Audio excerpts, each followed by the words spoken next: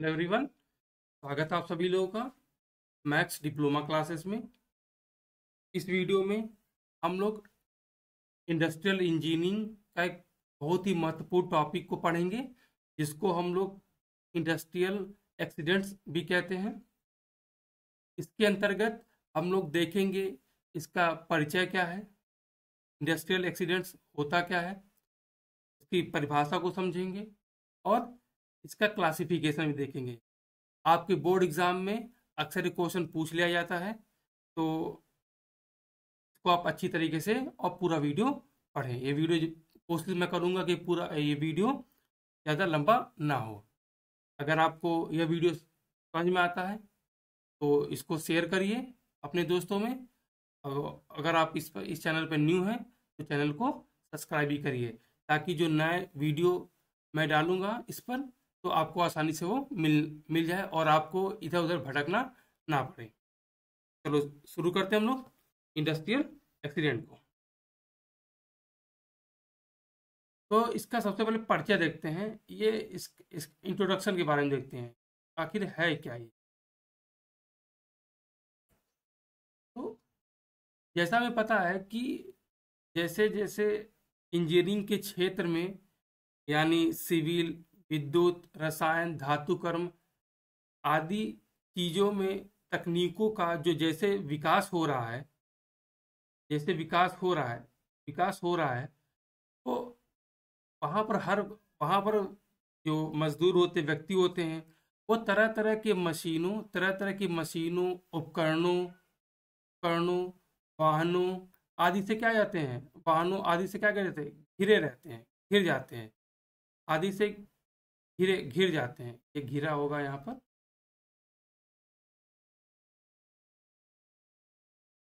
पर क्या होंगी, घिरा हुआ है।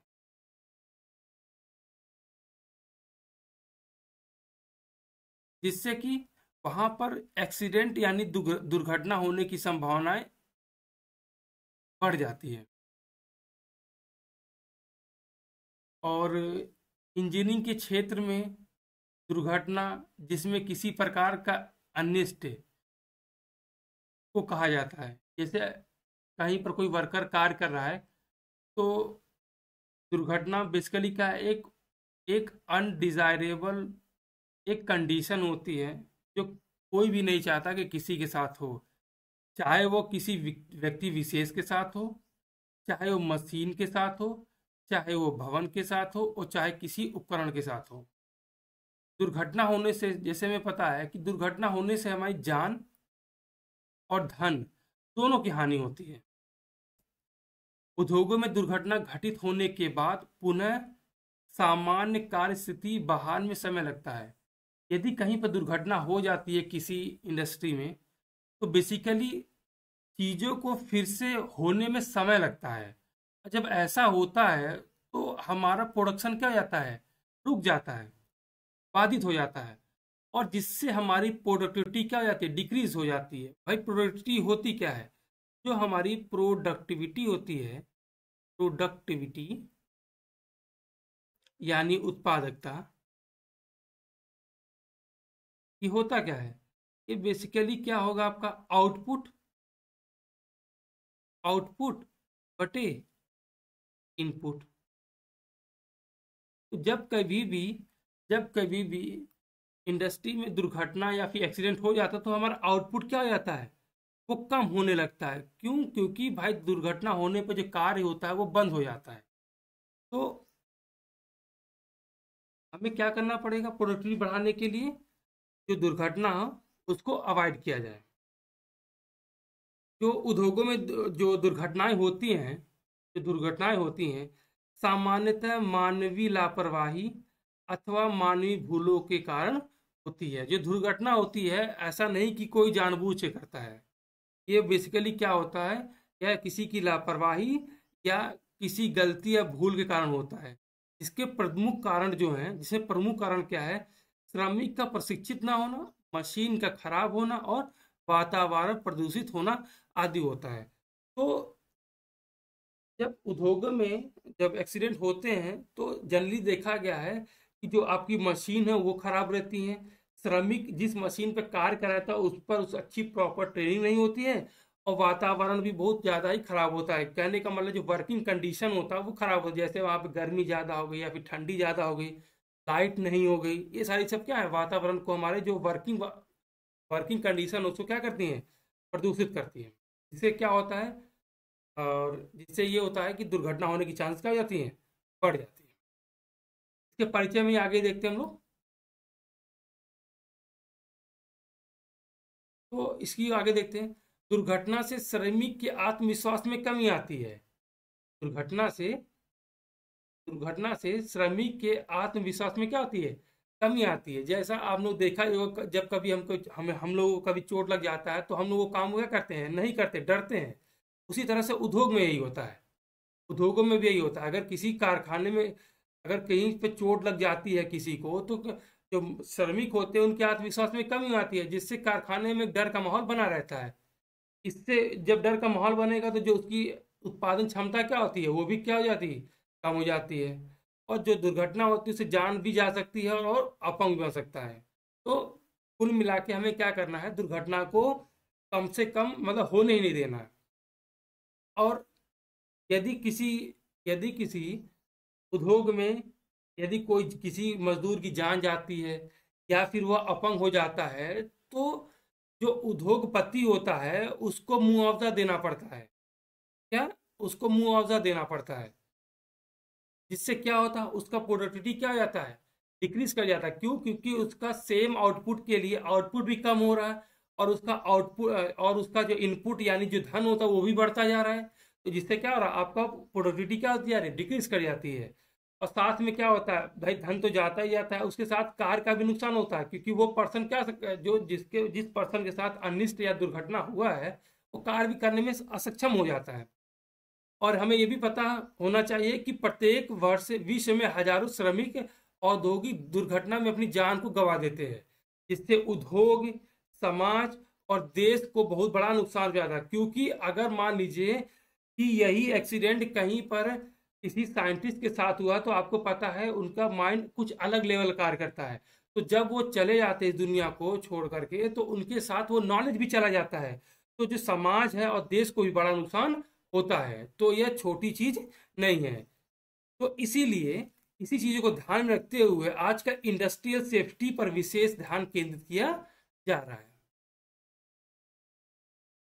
इसके लिए क्या किया जा रहा है, इसके लिए सुरक्षा के नियम बनाए जा रहे हैं और उनका सख्ती से अनुपालन भी सुनिश्चित किया जाता है। जैसे आपका फायर डिपार्टमेंट है, ये क्या करता है, समय समय पर लोगों को ट्रेनिंग पढ़ाई करता रहता है, स्कूलों में जाता रहता है। तो ये, और जो सुरक्षा के जो नियम, जैसे हमारे जो ट्रैफिक सिग्नल हो गए, ट्रैफिक लाइट्स हो गए, सब क्या होती है, ये सुरक्षा के लिए, हमारी सुरक्षा के लिए बनाए गए हैं। जिससे कि क्या होता है, जिससे कि दुर्घटनाओं में क्या होती है, कमी आती है, और जो नुकसान होता है वो कम से कम होता है। और आजकल क्या हो रहा है, आजकल हम ये देख रहे हैं कि जो औद्योगिक सुरक्षा के अंतर्गत, इंडस्ट्रियल सेफ्टी के अंतर्गत, हम लोग मानव को तो देखते देखते ही हैं, पर्यावरण दोनों को भी बचाव भी आजकल ध्यान दे रहे हैं। हम ये भी देखना चाह रहे हैं कि हमारा पर्यावरण को भी नुकसान ना पहुंचो। इसीलिए औद्योगिक प्रतिष्ठानों में अलग से सुरक्षा सेफ्टी इंजीनियरिंग डिपार्टमेंट का गठन किया जा रहा है या जाता है, जो कि किसी प्रकार की दुर्घटना ना होने देने के लिए प्रयासरत है। जिनका मेन एम यही होता है कि किसी तरह से दुर्घटना को ना होने दिया। क्योंकि हमें पता है जब दुर्घटना होगी तो उसमें जान की हानि होगी। जब जान की हानि होगी तो कंपनी को क्या करना पड़ेगा, कंपनी को भुगतान करना पड़ेगा, कंपनी का लॉस भी होगा, और जो मनुष्य जो श्रमिक कार्य करता है उसका भी लॉस होगा, जिससे आपके पास टैलेंट की कमी हो जाएगी। राइट। अब आगे देखते हैं दुर्घटना की होती क्या है। दुर्घटना को अगर परिभाषित करें, आप लोग इसको एग्जाम में इसी तरह लिखिएगा, दुर्घटना को कोई भी ऐसी अप्रत्याशित घटना जिसमें जान या धन दोनों को क्षति पहुंचे, क्या कहलाता है, दुर्घटना कहलाता है। तो दुर्घटना क्या है, एक ऐसा इंसिडेंट जो होगा जिसके बारे में आपने सोचा भी नहीं होगा, वो आपके साथ घटित हो जाती है, जिससे क्या होता है, जान और क्षति दोनों की, जान और धन दोनों की क्षति होती है। दुर्घटना, अब इसको आप लोग एग्जाम में जरूर लिखिएगा, दुर्घटना एक एक अप्रत्याशित, अनियंत्रित, अवांछनीय तथा अचानक घटित हुए अनिष्ट को कहा जाता है। अनिष्ट का मतलब है कि अनफॉर्चुनेट इवेंट, दुर्भाग्यशाली पल जो होता है आप जिसकी किसी के साथ, जिसके फलस्वरूप जब जब ये ऐसा होता है, दुर्घटना होती है, तो क्या होती है, छोटी या बड़ी चोट लग जा सकती है। जब दुर्घटना होती है तो जरूर नहीं कि बड़ा छोटी चोटें भी आती है। इससे होता क्या है, व्यक्ति की जान भी जा सकती है और संपत्ति की हानि होती है और उद्योगों की गतिविधियों या कार्यों में बाधा आती है। ये क्या हो गया आपका, दुर्घटना का क्या हो गया, दुर्घटना का परिभाषा हो गया। इसी को आप लोग लिखेंगे, अगर जिसको इंग्लिश में लिखना है तो इंग्लिश में लिख लेंगे। एक्सीडेंट में be defined as unseen, uncontrol, undesirable. मतलब अनकंट्रोल है, जिस पर आपका कोई भी कंट्रोल नहीं होता। अनसीन है, जिसको जो अप्रत्याशित रहता है, जिसको आपने देखा नहीं होता है। और सडन होता है, सडन होता है। और जो सडन होता है, अचानक से होता है, जिसकी वजह से माइनर और मेजर इंजरीज, मतलब छोटी या बड़ी चोटें लगती हैं, जिससे डेथ भी हो सकती है और प्रॉपर्टी का लॉस होता है। और जो आपकी एक्टिविटी होती है उसमें भी क्या होती है, बाधा आती है। तो ये आप इंग्लिश में लिखना चाहें तो इंग्लिश में लिख लो, नहीं तो हिंदी में दिया गया। आप लोग जो टेलीग्राम चैनल है मैक्स डिप्लोमा क्लासेस का, उस पर आप लोग जुड़ जाइए। उस पर मैं लगातार पीडीएफ भेजता रहूंगा, क्योंकि एग्जाम में आपको एग्जाम में क्या है, आप इसको एक बार पढ़ लेंगे और एक बार प्रैक्टिस कर लेंगे तो आप एग्जाम में अच्छा लिख ले जाएंगे, क्योंकि इतना सफिशियंट है एग्जाम के लिए। तो आइए आगे बढ़ते हैं। तो ये दुर्घटना के बारे में हो गई और इसका परिचय देख लिया हमने। अब हम लोग देखते हैं दुर्घटना को क्लासिफाई कैसे करते हैं। ये बहुत ही इंपॉर्टेंट है, ये आपका पूछ लिया जाता है, बहुत ही ज़्यादा इंपॉर्टेंट है ये हमेशा आपका क्या कर लेता है, पूछ लिया जाता है कि क्लासिफिकेशन करिए। एक्सीडेंट जो होता है, दुर्घटना होती है, उसको आप लोग क्लासिफाई करें। तो दुर्घटना सॉरी दुर्घटना दुर्घटना को अगर हम क्लासिफाई करें तो दुर्घटना को देखा गया दो तरीके से होगा, एक आंतरिक होगा और एक बाहरी होगा। और आंतरिक को दो भागों में विभाजित किया गया, लघु और प्रमुख। उसी तरह से बाहरी को भी क्या किया गया है, लघु और प्रमुख। जो आपके प्रमुख होती हैं, जो प्रमुख घटनाएं होती है, दुर्घटनाएं होती है, उसमें क्या होता है, वो आपके लिए फैटल हो सकती है। फैटल का मतलब है जान पे भी आ सकती है, और विकलांगता मतलब उसमें डिसेबिलिटी भी आ सकती है। जैसे पैर पैर कट के अलग हो जाना, या फिर पैर का टूट जाना, हड्डी का टूट जाना, ये सब आती है। जब ऐसा कुछ होगा तो जो जो आपकी डिसेबिलिटी है वो टेम्पररी मतलब अस्थायी हो सकती है, और अस्थायी और स्थायी हो सकती है। जो आपका जो डिसेबिलिटी होती है वो आपका पार्शियल भी हो सकता है और संपूर्ण भी हो सकता है। मैं इसको आगे कवर करता हूँ, बस अभी आपके लिए इसको देख लीजिए। उसी तरह से आपका जो डिसेबिलिटी अगर परमानेंट है तो वो भी आंशिक और संपूर्ण हो सकती है।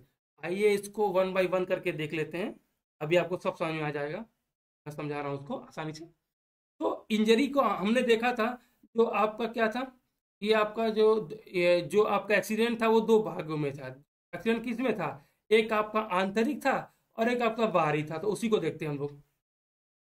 अगर हम लोग इंटरनल एनर्जी इंजरी या फिर इंटरनल आंतरिक आंतरिक चोट को देखें, एक्सटर्नल इंजरी या बाहरी चोट को देखें, तो हड्डी टूटने जैसे लक्षण दिखाए बिना लगी चोट को आंतरिक चोट कहते हैं। इंटरनल चोट का मतलब है जब यह चोट या ऐसी चोट जो बाहर से नहीं दिखेगा। कहने का क्या मतलब है, जैसे यदि किसी पर्सन की हड्डी टूट जाती है तो कोई बाहर से उसको देख सकता है, लेकिन जब इंटरनल इंजरी होगा तो आपको बाहर से कुछ नहीं दिखेगा, शरीर के अंदर के जो महत्वपूर्ण अंग होते हैं उनमें आपको चोट लगेगा। जैसे कि आपका जो जैसे कि आपका जो वेन्स होता है, जो नसें होती हैं जिसमें रक्त वाहिकाएं होती हैं, जो रक्त वाहिकाएं होती हैं वो क्या हो जाती हैं, ये फट जाती हैं। ये रक्त वाहिकाएं क्या हो जाती हैं, फट फट जाती है, जिसकी वजह से इंटरनल ब्लीडिंग हो जाती है। इससे क्या हो जाता है, जिससे क्या होती है, जिसकी वजह से जो पुरुष जो भी आपका वर्कर होता है उसके जान जान पर खतरे, जान पे बन आती है। यदि हम बात करें एक्सटर्नल इंजरी की, एक्सटर्नल एनर्जी मतलब बाह्य चोट में, तो इसमें क्या होता है, जनरली क्या होता है, वह चोट जो बाहर से दिखेगा, यानी हड्डी का टूट जाना, यहाँ पर आप देख सकते हैं, या फिर किसी को स्वेलिंग हो जाना, पैर का सूज जाना। जैसे आप देख रहे हैं इस पर्सन में क्या हो गया, इस पर्सन में इस पर्सन के अंगूठे पर क्या हो गया है, देखो स्वेलिंग हो चुका है, तो ये आपको दिख रहा है बाहर से। लेकिन अगर यही किसी की जो नसें हैं अगर वो फट जाएं तो बाहर से नहीं दिखती हैं। तो ये क्या होगा आपका इंटरनल एनर्जी, और सॉरी मैं बार बार इंटरनल एनर्जी बोल दे रहा हूँ, इंटरनल इंजरी होता है ये। आगे देखते हैं। और एक्सीडेंट, हम लोग एक्सीडेंट को देखते हैं। जो एक्सीडेंट होता है वो हमारे मेजर भी हो सकते हैं और माइनर भी हो सकते हैं। मेजर भी हो सकते हैं और माइनर भी हो सकते हैं। तो आप देख सकते हैं फिगर में, इसमें आपका जो मेजर में होगा इसमें आपका जान भी जा सकती है, लोगों की जान भी चली जाती है। और उसके जो, और इसमें क्या हो सकता है, क्या इनके जो शरीर के जो महत्वपूर्ण अंग होते हैं उनको भी क्या होता है, वो शरीर से अलग हो जाते हैं। तो डिफिसर देख लेते हैं। ऐसी दुर्घटना जिसके कारण घायल कर्मचारी की मृत्यु हो जाती है। जो घायल कर्मचारी होगा उसकी मृत्यु हो जाती है, या स्थायी या लंबे समय तक विकलांग हो जाए, उसको क्या बोलते हैं हम लोग, बड़ी दुर्घटना या फिर या फिर मेजर एक्सीडेंट बोलते हैं। तो जब मेजर एक्सीडेंट जब कभी होता है तो उसमें क्या हो सकता है, उस पर्सन की जान भी जा सकती है और शरीर के जो महत्वपूर्ण अंग है वो भी चले जाते हैं, जिससे व्यक्ति क्या हो सकता है, विकलांग हो सकता है। माइनर एक्सीडेंट क्या होते हैं, वह दुर्घटना जिसमें कर्मचारी विकलांग नहीं होता है, मतलब जो शरीर के महत्वपूर्ण अंग है वह शरीर से अलग नहीं होते हैं, वो विकलांग नहीं होता, उसको क्या बोलते हैं, माइनर एक्सीडेंट बोलते हैं। जैसे सर हल्का सा कट लग जाना और वो 10 दिन 5 दिन में क्या हो जाता है, सही हो जाता है। तो लेकिन उसमें क्या होता है, वो विकलांग नहीं होता। ये आपका मेजर हो गया और ये आपका माइनर हो गया। आगे देखते हैं। अब परमानेंट देख लेते क्या होता है। ये परमानेंट और जो इंजरी होती है वो परमानेंट होती है या टेम्परेरी होगी। तो तो इसमें क्या होगा, परमानेंट और टेम्परेरी। परमानेंट का मतलब है कि पूरी तरह से, और टेम्परेरी का मतलब है कुछ समय के लिए।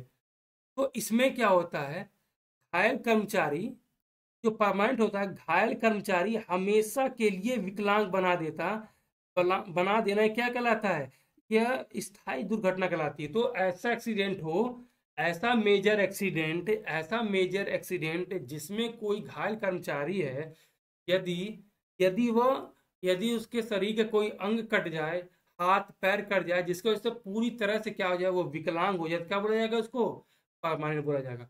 टेम्परेरी में क्या होगा, जब कोई चोट किसी घायल कर्मचारी को छोटी अवधि जैसे कि एक एक दिन एक सप्ताह के लिए असक्षम बना दे, असक्षम असक्षम बना दे कर दे, तो उसको क्या बोलते हैं, अस्थायी बोला जाता है। तो इसमें टेम्परेरी में क्या होता है, जब कोई चोट लगती है तो वह 1 दिन या 2 दिन या फिर 1 हफ्ते के लिए ही कार्य में बाधित होता है, बाकी वो फिर से रिन्यू कर सकता है। आगे देखते हैं। अब डिसेबिलिटी देख लेते हैं। जो डिसेबिलिटी क्या है, यदि किसी को मेजर एक्सीडेंट अगर हो रहा है तो विकलांगता आती है, ठीक है। तो विकलांगता क्या है, उसमें क्या हो जाएगी आपका, पूर्ण स्थायी विकलांगता, जिसे स्थायी विकलांगता भी कहा जाता है। विकलांगता दो प्रकार की हो सकती है, एक आपका टोटल पूर्ण तरह से, और एक आपका पार्शियल या फिर आंशिक तरह के। उन मामले में लागू होता है जिसमें व्यक्ति पर किसी काम करने में सक्षम नहीं होता है, कोई भी काम। यदि टोटल डिसेबिलिटी या फिर संपूर्ण विकलांगता चोट के दौरान यदि आ गई है तो वह व्यक्ति दोबारा कार्य कर नहीं सकता है। पार्शियल देखते हैं, जिसमें श्रमी पूरी तरह से असक्षम नहीं है, क्या है, वो कार्य को पूरी तरह से करने में असक्षम।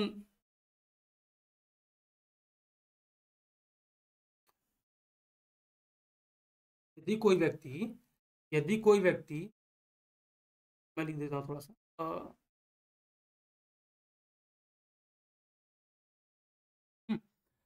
पार्शियल डिफरेंस या आंशिक आंशिक विकलांगता में जिसमें श्रमिक पूरी तरह से असक्षम नहीं है लेकिन काम करने के लिए पूरी शारीरिक क्षमता से प्रदर्शन करने में असमर्थ है। कहने का क्या मतलब है, इसमें डिसेबिलिटी आएगी लेकिन इसमें क्या होगा, जो पर्सन होगा वो कार जो पर्सन या फिर श्रमिक होगा वो कार तो कर सकेगा, लेकिन वह पूरी तरह से अपनी 100% इफिशियंसी से नहीं कर पाएगा। क्यों, क्योंकि इस डिसेबिलिटी में हो सकता है कि क्या हो, किसी की दो आंखें हैं तो किसी एक आंख चली जाए, दो पैर है तो एक पैर चला जाए, दो हाथ हैं तो एक हाथ चला जाए, मतलब कट जाए, अलग हो जाए। लेकिन जब टोटल डिसेबिलिटी होता है तो इसमें लोगों के दोनों पैर कट जाते हैं, या फिर दोनों हाथ कट जाते हैं, उंगलियां कट जाती हैं। तो इससे क्या होता है, यह विकलांगता जब होती है तो क्या होता है, तो यहाँ पे टोटल डिसेबिलिटी होती है। क्या मैं लिख देता हूँ, ये बहुत अनफॉर्चुनेट होता है। तो दोनों दोनों पैरों का अलग होना, पैरों का अलग होना, इसमें क्या होगा, एक पैर का अलग होना। मैं बस बता रहा हूँ आपको, एक पैर का अलग होना का एग्जाम्पल हो खेल का। ये किसका हो गया, ये हो गया आपका। तो यहाँ पर ये वीडियो समाप्त होता है। तो एक बार समरी में बता दूं, समरी में हमने क्या देखा, हमने ये देखा इसका परिचय देखा, इंडस्ट्रियल एक्सीडेंट क्या होता है, ये क्यों होता है, हमने ये भी देखा।